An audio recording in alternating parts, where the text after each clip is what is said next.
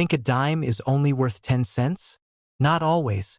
Some Roosevelt and Mercury dimes with rare dates, mint marks, or minting errors have sold for hundreds, even thousands of dollars.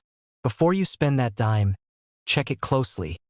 You could be holding a hidden treasure in your pocket.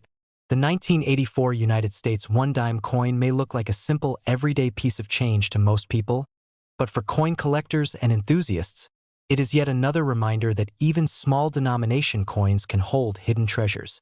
With billions produced, the 1984 dime is one of the most common coins of modern America, yet in certain conditions and with unique errors, it can rise far beyond its face value of 10 cents. To understand why, let's take a closer look at this coin's design, history, mintage, and collector value. The obverse of the 1984 dime continues the familiar design first introduced in 1946, featuring the portrait of Franklin D. Roosevelt, the 32nd President of the United States. This design was created by John R. Sinek to honor Roosevelt after his death in 1945, as he had been instrumental in founding the March of Dimes to combat polio.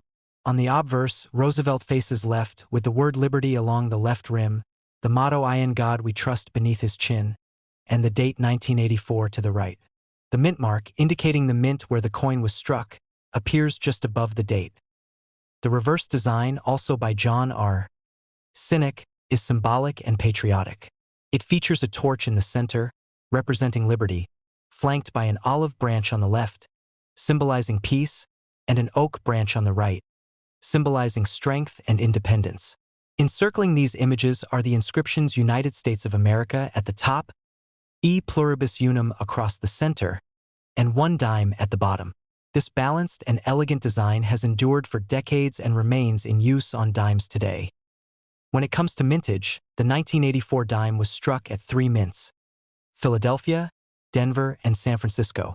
The Philadelphia Mint produced over 1.3 billion dimes, while the Denver Mint contributed around 1.3 billion as well. Together, they made this coin one of the most widely produced of the decade. Additionally, the San Francisco Mint struck over 3 million proof dimes intended for collectors.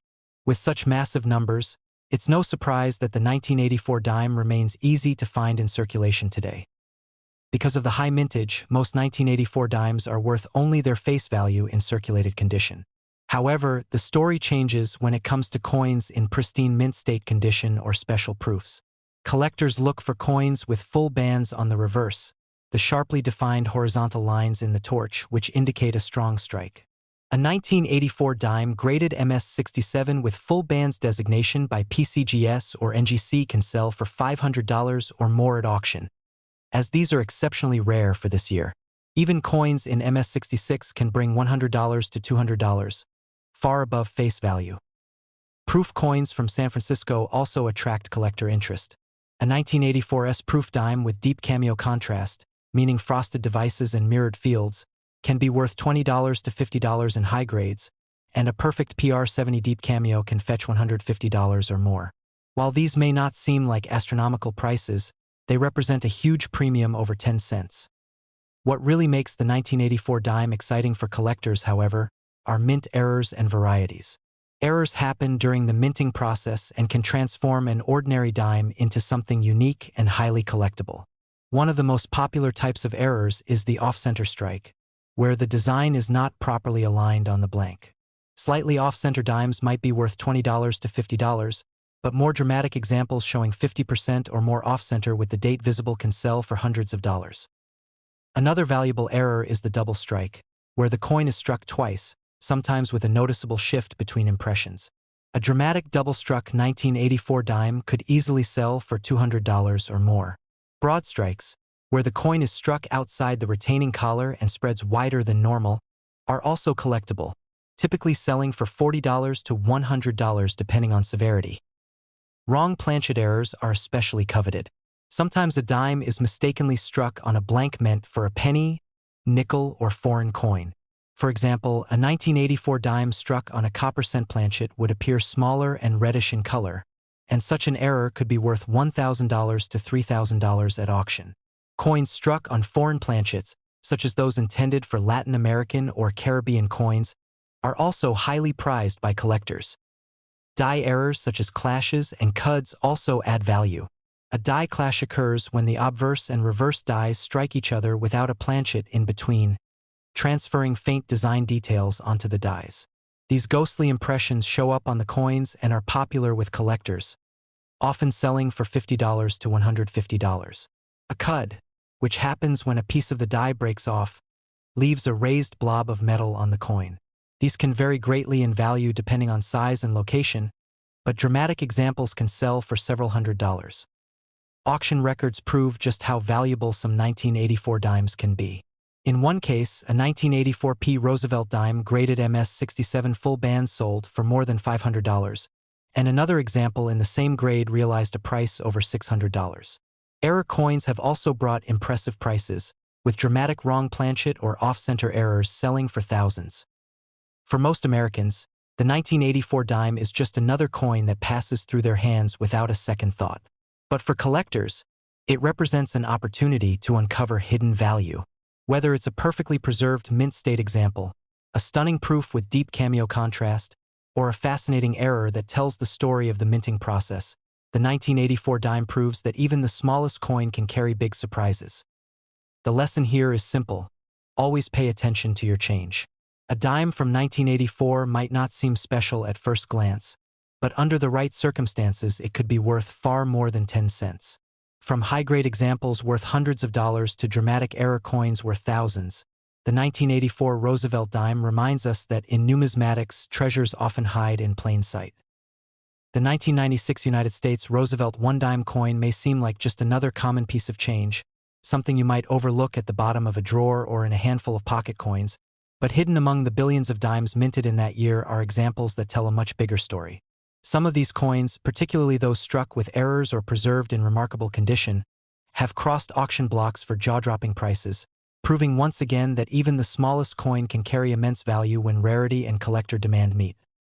The Roosevelt dime itself has a long and respected history. Introduced in 1946, the design was chosen to honor President Franklin D. Roosevelt after his passing in 1945. Roosevelt was deeply admired not only as a wartime leader but also as a champion for those suffering from polio, and the dime was selected as the coin to carry his image because of the connection to the March of Dimes campaign that raised funds for polio research.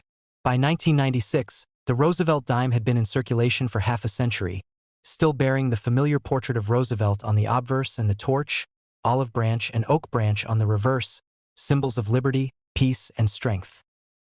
The 1996 dime was minted at 3 facilities: Philadelphia, Denver, and San Francisco.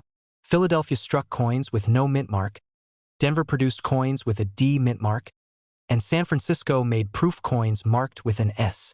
The mintages were massive billions of circulation strikes from both Philadelphia and Denver, and hundreds of thousands of proofs from San Francisco. That sheer volume means that most 1996 dimes are still worth only their face value of 10 cents in worn condition. But in the world of numismatics, rarity doesn't always come from overall numbers. It comes from the unusual, the unique, and the exceptional. Composition plays a role too. By 1996, dimes were being struck in copper-nickel clad, a sandwich of copper core with nickel plating. This process, while efficient, also opened the door to unique mint errors. Off-center strikes, broad strikes, double strikes, missing clad layers, and die cracks all became possible with such high-volume production. And it is exactly those unusual mistakes that collectors are willing to pay thousands of dollars for. One of the most dramatic and desirable types of errors for the 1996 dime is the missing clad layer. Because the coin is made of a copper core and nickel coating, sometimes the nickel fails to bond properly, exposing the underlying reddish copper. When this happens partially, the coin appears two-toned, half silver-colored and half reddish copper, a striking look that collectors love. In more extreme cases, the coin can appear almost entirely copper. These pieces have sold at auctions for several hundred to even a few $1,000s, depending on condition, and eye appeal. Off-center strikes from 1996 are another collector favorite. In these cases, the coin blank wasn't seated properly in the press, so the design was struck off-center, sometimes by just a few percent, other times by so much that part of the design is completely missing. The more dramatic the off-center strike, the higher the value, especially if the date remains visible. Minor off-center strikes might bring $50 to $100, But major ones with a clear date have sold for several hundred or more. Double-struck 1996 dimes are even more exciting.